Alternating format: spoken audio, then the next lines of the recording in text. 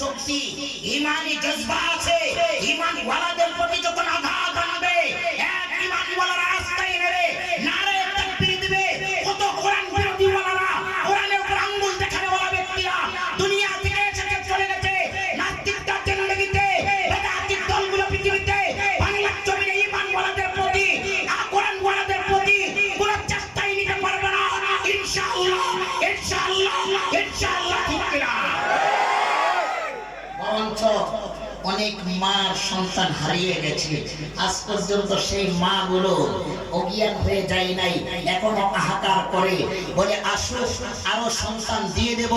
তারপরেও নবীর দেশে নবীর আইন চলবে, কোরআনের আইন চলবে, তাবলীগ ওয়ালাদের দেশে তাবলীগী আইন চলবে, দাড়ি ওয়ালাদের টুপি ওয়ালাদের প্রতি, ইমান ওয়ালাদের প্রতি, কোরআন ওয়ালাদের প্রতি আমরাও সেদিন থাকবো যেদিন বাংলার জমিতে আনাতে কানাতে ইসলামের ধরে আসবে, নারে তাকবীরের ধরে আসবে, আমরাও আসবো, আমরাও থাকবো ইনশাআল্লাহ, ইনশাআল্লাহ। আমরা বাস্তব মুসলমান, ঈমান ছাড়া কিছু নাই। এই যে মনে করি লাইফ ইজ নট রোজ, কুল্লু নাফসিন যায়কাতুল মাউত, ডেট কনসিডারস নো টাইম, ইহদিনাস সিরাতাল মুস্তাকিম, got is spent. Life with the Quran. কোরআনটা তো আমাদের জীবন থেকে শুরু আর জীবন থেকে শেষ। ঠিক যেদিন জন্ম নিয়েছি মার কান থেকে, সেদিনই তো ডান কানে আজান, বাম কানে ইকামত হয়েছে। ঠিক কিনা? আমি তো সেদিন মুসলিমের খাতায় নাম দিয়ে দিছি। ঠিক কিনা? যেদিন মৃত্যু গ্রহণ করব, 3.5 হাত কবরে চলে যাব, 3টা কাপড়ের মেহমান হবে, কোরআনের বাক্য ওয়ার্ড গুলো পয়রা পয়রা আমার কবরে শুয়ায়া দিবে। এই মধ্যের যত ফিতনার ফাসাদ, যত বালা কিছু আছে, কবরে রব্বে কারীম একটা বিন্দু নিতে দিবে না। শুরু তো কোরআন, শেষ তো কোরআন। ঠিক কিনা? ওই রব্বে কারীমের জন্য আমরা আজকেও আছি, কালকেও থাকবো, কিয়ামত পর্যন্ত থাকবো ইনশাআল্লাহ। বাজান কথা একটাই, যে যা দল করি না কেন, যে যে গ্রুপের নেতা হই না কেন, যে যে পৃথিবীর বাহাদুরি দেখায় না কেন, যে যে যত টাকার মালিক হই না কেন, যে যে যত বড় ব্যবসায়ী হই না কেন, যে যে বাবার আশিক হই না কেন, যে যত রক্তের পাওয়ার দেখায় না কেন, আমরা সবাই কবরের যাই। আমার কবরের চিন্তা আমাকে করতে হবে, আমার কবরের হিসাব আমাকে দিতে হবে, আপনাদের কবরের হিসাব যার যার তাকেই দিতে হবে। কেউ কার কবরে বিন্দু মাত্র যাবে না। এই জন্য যে যা করুক না কেন, নিজ নিজ কবরের চিন্তা আল্লাহ পাক রব্বে কারীম আমাদের মেধা, ব্রেন, বুদ্ধি, বিবেকের ভিতরে যেন আজ থেকে, এখন থেকে আমাদের বেশি বেশি করে কবরের চিন্তা ফিকির আল্লাহ পাক জিহানের উপরে ফিট করে দর্শক করে বলে আমিন।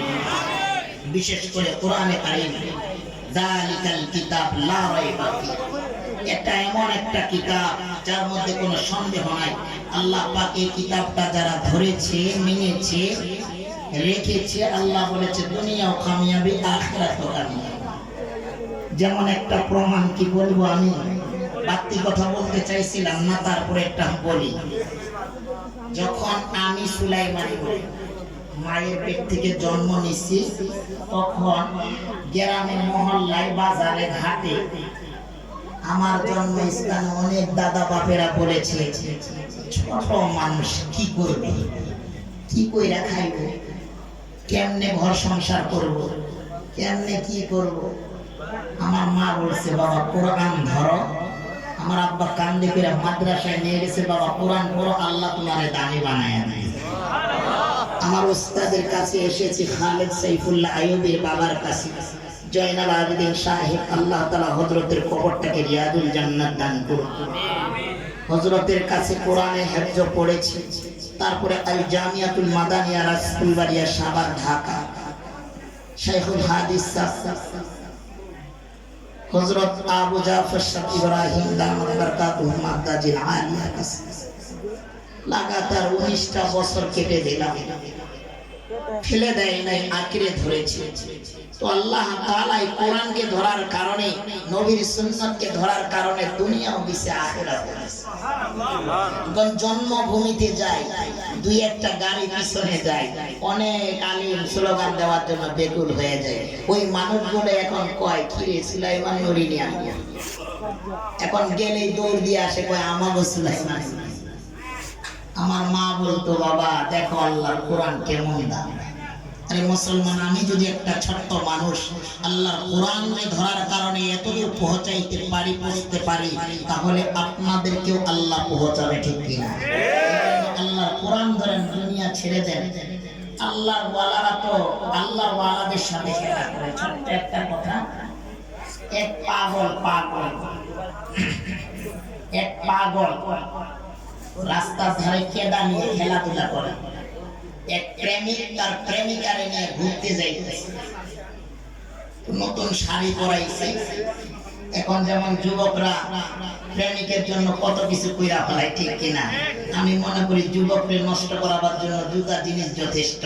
পুরুষের জীবন নষ্ট করার জন্য গাড়ি, আর মন নষ্ট করার জন্য নারী, ঠিক কিনা? তো এই যুবকে তার প্রেমিক লইয়া যাইতেছে, একটু পাগল কেদা নিয়ে খেলাধুলা করতেছে। কেদায়া কথাটা তো এরকম, আমি প্রথমে বলছি। আচ্ছা বাজান, যেহেতু আর 20টা মিনিট টাইম হচ্ছে, 20টা মিনিট একটু কষ্ট দিই। যদি ভালো লাগে তাহলে বলবেন, চালাবো ইনশাল্লাহ। যদি ইঞ্জিন দুর্বল হয় সমস্যা নাই, মানুষ ছোট আছে, ইঞ্জিন পড়া আছে, 3 ঘন্টাও টানতে পারবে।